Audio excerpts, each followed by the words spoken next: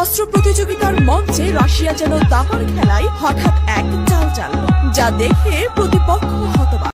তারা দাবি করছে এমন এক মারাত্মক অস্ত্র এখন তাদের হাতে, যা আগে কখনো পৃথিবীর চোখে ধরা পড়েনি। হাইপারসনিক ব্যালিস্টিক মিসাইল, যার শব্দের গতির চেয়ে 10 গুণ দ্রুত। শত্রুর আকাশে ছুটে গেলে লক্ষ্যবস্তুকে আঘাত হানার পরই বোঝা যায় মৃত্যুর দূর এসে গেছে। আর এর সবচেয়ে ভয়ঙ্কর দিক পারমাণবিক ওয়ারহেড বহনের ক্ষমতা। 2022 সালের ফেব্রুয়ারিতে যখন ইউক্রেন যুদ্ধ শুরু করে, তখন থেকেই পারমাণবিক হামলার শঙ্কা বিশ্বজুড়ে ঘুরপাক খাচ্ছিল। সেই সময়ে ভ্লাদিমির পুতিন বারবার হুঁশিয়ারি দিয়ে আন্তর্জাতিক মনোযোগ কেড়ে নেয়। পরে ইউক্রেনের নিপ্রো শহরে যখন ওরেশনিক ব্যবহৃত হয়, তার গতি, তার ধ্বংস ক্ষমতা সবই যেন ঠান্ডা যুদ্ধের ভয়াবহ সিনারিও। কিন্তু এবার খেলার নিয়মটাই বদলে দিতে চলেছে রাশিয়া। তারা বলছে ওরেশনিকের থেকেও উন্নত, আরো রহস্যময় এক নতুন অস্ত্র এখন তাদের হাতে।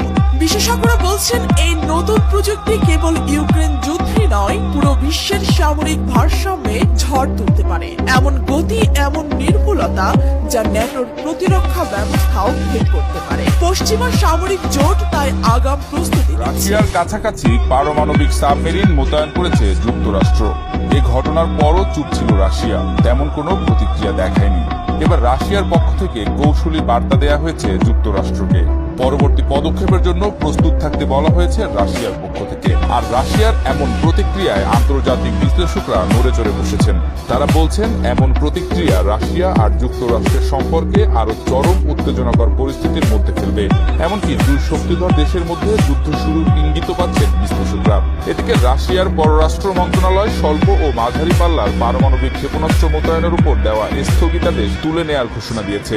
ডোনাল্ড ট্রাম্প রাশিয়ার কাছে উপযুক্ত অঞ্চলে দুটি মার্কিন পারমাণবিক সাবমেরিন মোতায়েনের নির্দেশ দেন। যুক্তরাষ্ট্র ওইসব অঞ্চলে মধ্য ও স্বল্প পাল্লার ক্ষেপণাস্ত্র মোতায়েনের দিকে এগুচ্ছে।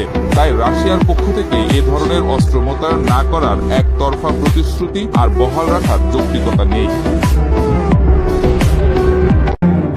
বিশ্ব পরাশক্তিগুলোর পরবর্তী যুদ্ধের ময়দান হতে পারে সাগরের জলসীমা, আর সেজন্য আগাম প্রস্তুতি নিচ্ছে রাশিয়া। 150টি যুদ্ধ জাহাজ, 15,000 সেনা, 120টির বেশি সামরিক বিমান, ক্ষেপণাস্ত্র ইউনিট ও হাইটেক ড্রোন নিয়ে চালানো মহড়ার মধ্য দিয়ে পুতিন যেন হুঁশিয়ারি দিলেন, সমুদ্রেও তারা এক ভয়ঙ্কর প্রতিপক্ষ।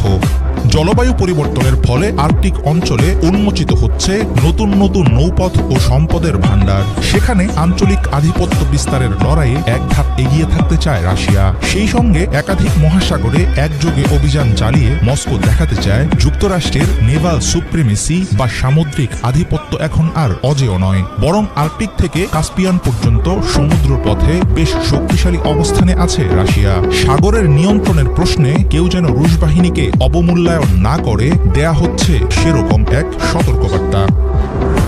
পশ্চিমা গোয়েন্দা বিশ্লেষকরা বলছেন, নানা রকম নিষেধাজ্ঞা ও বাধার মুখেও ড্রোন, সাইবার সিস্টেম ও হাইপারসনিক ক্ষেপণাস্ত্রের মতো যুদ্ধের মডার্ন টেকনোলজিতে বড় আকারের বিনিয়োগ বাড়িয়েছে রাশিয়া।